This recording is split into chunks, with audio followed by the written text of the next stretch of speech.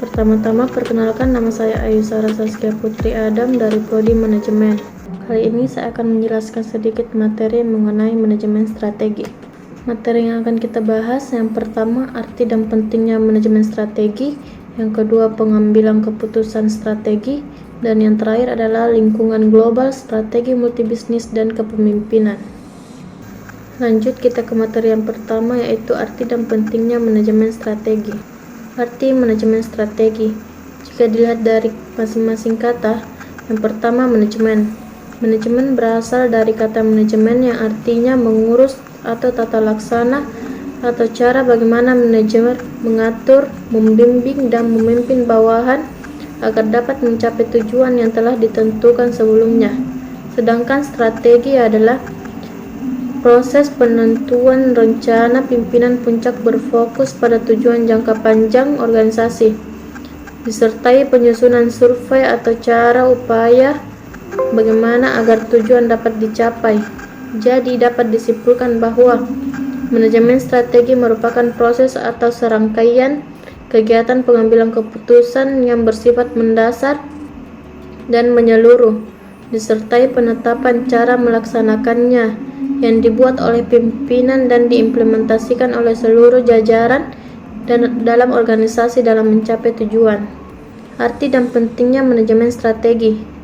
Manajemen strategi merupakan sistem sebagai satu kesatuan, memiliki berbagai komponen, saling berhubungan, saling mempengaruhi, dan bergerak serentak ke arah yang sama. Dua elemen utama manajemen strategi. Yang pertama, manajemen strategi dalam perusahaan berkaitan proses yang berjala, analisis, keputusan, dan tindakan. Dan yang kedua, manajemen strategi, studi tentang mengapa perusahaan mampu mengalahkan perusahaan lainnya. Makna konsep manajemen strategi terbagi menjadi dua. Yang pertama, menghubungkan fungsi perencanaan dengan sistem administrasi dan struktur organisasi.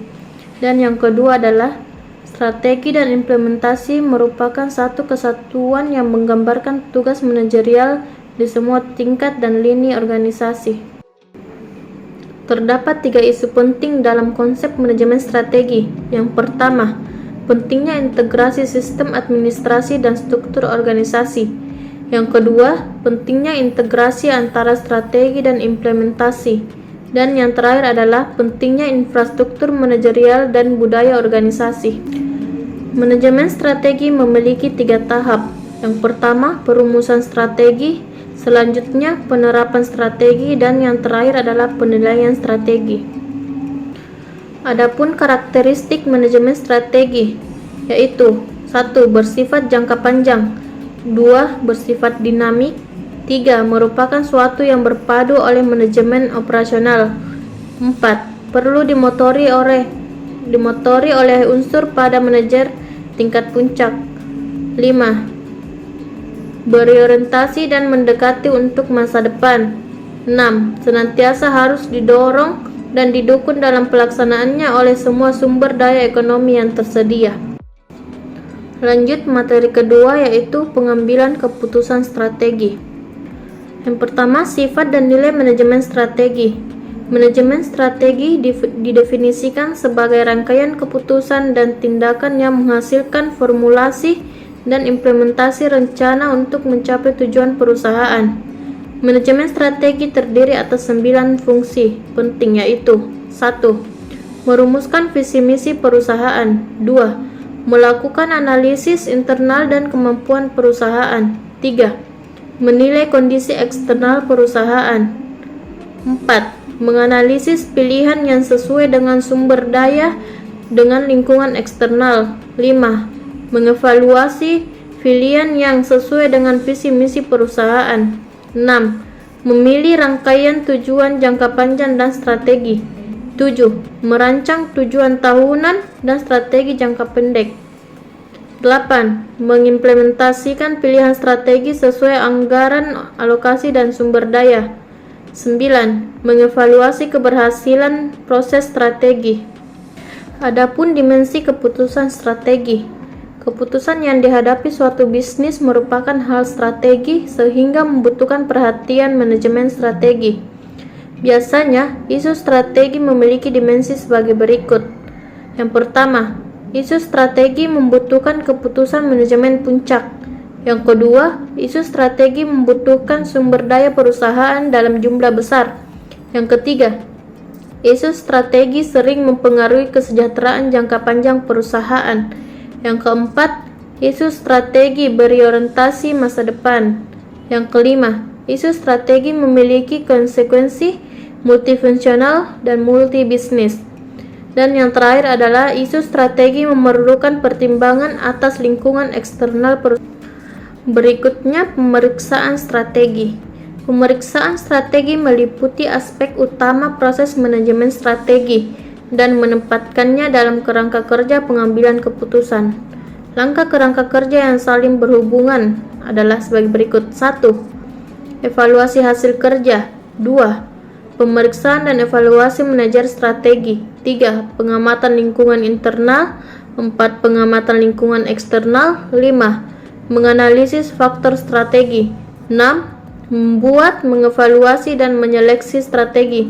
Dan yang terakhir adalah mengimplementasikan strategi. Dan materi yang terakhir adalah lingkungan global, strategi multibisnis, dan kepemimpinan. Yang pertama, lingkungan global.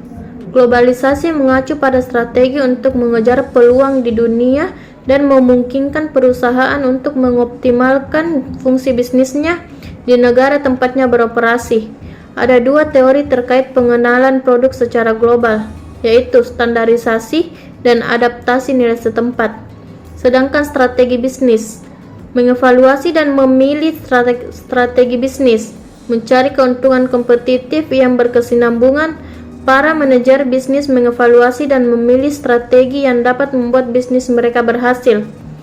Adapun strategi yang mereka pilih yaitu 1.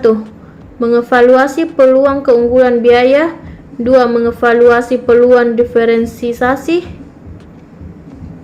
Ketiga, mengevaluasi kecepatan sebagai keunggulan kompetitif.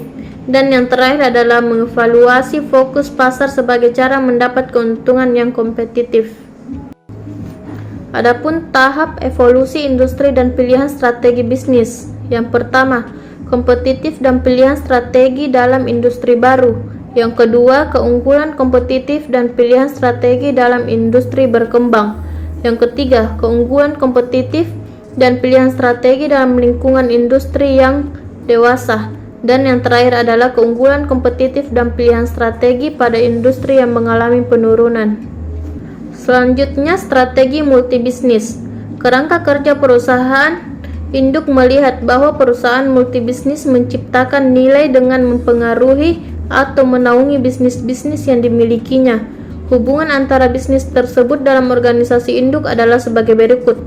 1. Ukuran dan umur. 2. Manajemen. 3. Definisi bisnis. 4. Kesalahan yang dapat diprediksi. 5. Hubungan. 6. Kapabilitas umum. 7. Keahlian khusus. 8. Hubungan eksternal. 9. Keputusan-keputusan utama. 10. Perubahan-perubahan besar. Dan yang terakhir adalah pendekatan penjaluran. Selanjutnya adalah kepemimpinan dan budaya. Kepemimpinan organisasi. Proses dan praktik eksekutif kunci untuk mengarahkan dan menuntut orang-orang dalam suatu organisasi menuju ke arah satu visi sepanjang waktu serta mengembangkan kepemimpinan masa depan organisasi. Kepemimpinan strategi.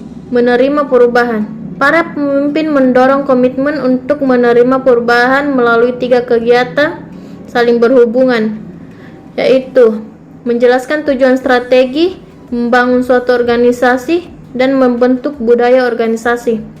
Dan yang terakhir adalah budaya organisasi, adalah sekelompok asumsi penting yang dipegang bersama oleh anggota-anggota suatu organisasi. Asumsi yang dimiliki bersama oleh anggota-anggota suatu perusahaan dapat mempengaruhi tindakan dan pendapat dalam perusahaan itu.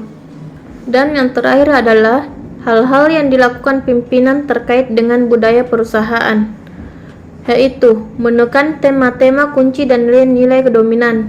2. Mendorong penyebaran kisah dan legenda mengenai nilai-nilai utama. 3. Melembagakan praktek-praktek yang secara sistematis memperkuat keyakinan dan nilai yang diinginkan. 4. Menyesuaikan beberapa tema yang secara unik. 5. Mengelola hubungan organisasi dalam organisasi global. Dan yang terakhir adalah mengelola hubungan strategi budaya. Terima kasih atas kesempatan yang telah diberikan.